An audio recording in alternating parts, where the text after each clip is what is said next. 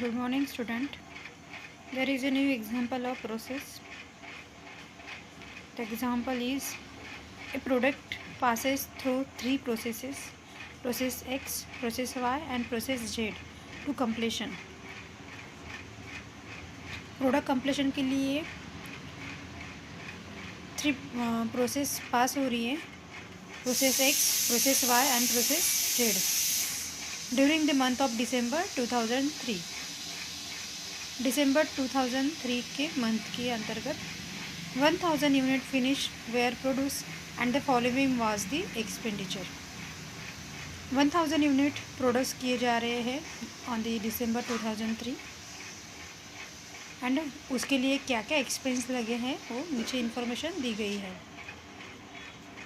Items दिए हैं and process दिए हैं 3.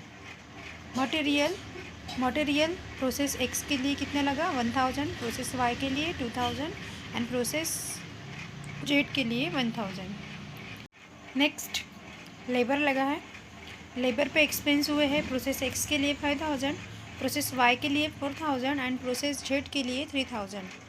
And the last direct expenses लगे हैं प्रोसेस एक्स को 500, प्रोसेस वाई को 600 एंड प्रोसेस जेड को 1000. Then indirect expenses amounted in all to 6000. Indirect expenses के लिए 6000 लगे हैं.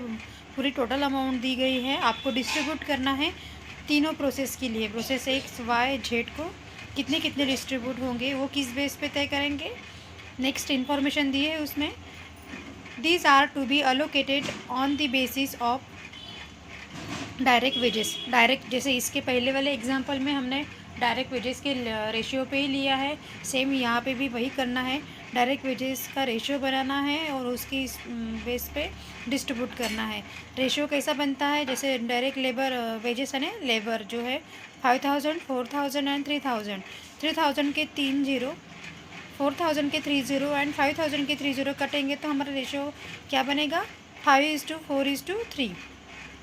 ये रेशियो के बेस पे हम 6000 तीनों प्रोसेस को डिस्ट्रीब्यूट करेंगे. Raw material worth ₹6000 were issues to process X. यहाँ पे एक्स्ट्रा इन्फॉर्मेशन दिए है कि रॉ मटेरियल हमने फिर से परचेज़ किए हैं, लगे हैं हमें, हमने यूज़ किए हैं 6000 के कौन से प्रोसेस में एक्स में. यानी कि हम मटेरियल हर एक प्रोसेस में ऑल एक्सपेंसेस लिखेंगे, material labour direct expenses and indirect expenses. But process x में एक एक्स्ट्रा इन्फॉर्मेशन लिखेंगे raw material ₹6000. Prepare process cost account showing cost per article produce. आपको प्रोसेस कॉस्ट अकाउंटिंग सॉल्व करनी है.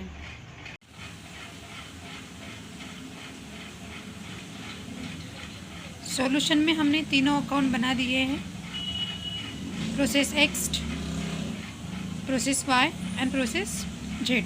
Output कितना है हमारा 1000 यूनिट. तीनों प्रोसेस में हम 1000 यूनिट आउटपुट लिखेंगे.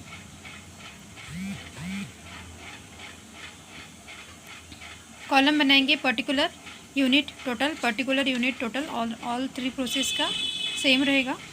हमने यहाँ पे 2 रॉ मटेरियल लिख लिया. 2 मटेरियल जैसे इसके पहले वाले एग्जांपल में हुआ था 2 material 1000, direct wages 5000, direct expenses 500. Raw material यानी कि जैसे मैंने क्वेश्चन में समझा के दिया है 6000 हमें अलग से लगे हैं, तो हमने सबसे पहले 6000 लिख लिए. नेक्स्ट जो हमें इन्फॉर्मेशन दी गई है वो हम लिखेंगे सेम वैसा ही. प्रोसेस वाई में भी material direct wages and direct expenses and the last यहाँ पे भी प्रोसेस जेड में भी वैसा ही 2 material direct wages and direct expenses.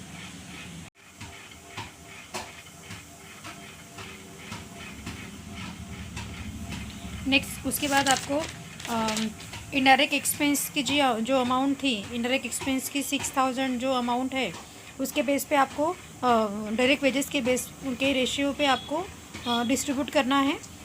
तो मैंने जैसे कि बताया रेशियो कैसा बनेगा 5:4:3. तो सबसे पहले प्लस करना है 5 + 4 9, 9 + 3 12. तो 6000 को पहले तो 12 से डिवाइड करेंगे, इंटू 5 करेंगे तो प्रोसेस एक्स की अमाउंट मिलेगी. नेक्स्ट 6000 इंटू 4 डिवाइड बाय 12 करेंगे तो y की अमाउंट मिलेगी। एंड 6000 इंटू 3 डिवाइड बाय 12 करेंगे तो प्रोसेस जेड की हमें इनडायरेक्ट एक्सपेंस की वैल्यू मिलेगी। इनडायरेक्ट एक्सपेंस की जो वैल्यू आपने सॉल्व की है वो हम लिखेंगे तीनों इसमें, process X Y and Z में इनडायरेक्ट एक्सपेंस की वैल्यू लिखेंगे। नेक्स्ट प्रोसेस क्या है, आपको दोनों साइड की टोटल करनी है, जो ज़्यादा है वो लिखनी है, तो ऑब्वियसली इसी साइड की ज़्यादा आएगी। दोनों की टोटल कर दी, यही सेम टोटल हमने यहाँ पे लिख ली। फिर ये टोटल यहाँ पे कुछ माइनस करने के लिए है, नहीं तो सेम टोटल यहाँ पे लिखेंगे। ये वाला प्रोसेस जो आउटपुट आया है, हमें जो अमाउंट आई है वो ट्रांसफ़र होते हैं प्रोसेस वाई को, तो हमने यहाँ पे ट्रांसफ़र कर दी। फिर से ये टोटल कर दी दोनों साइड की, यहीं पे लिख ली, बैलेंस लिख लिया। और प्रोसेस वाई का जो बैलेंस है वो हम प्रोसेस जेड को ट्रांसफ़र करेंगे। जेड को ट्रांसफ़र होने के बाद फिर से हम टोटल करेंगे दोनों साइड की, टोटल हम सेम लिखेंगे और जो बैलेंस आएगा उसको बोलेंगे ट्रांसफ़र टू फिनिश स्टॉक।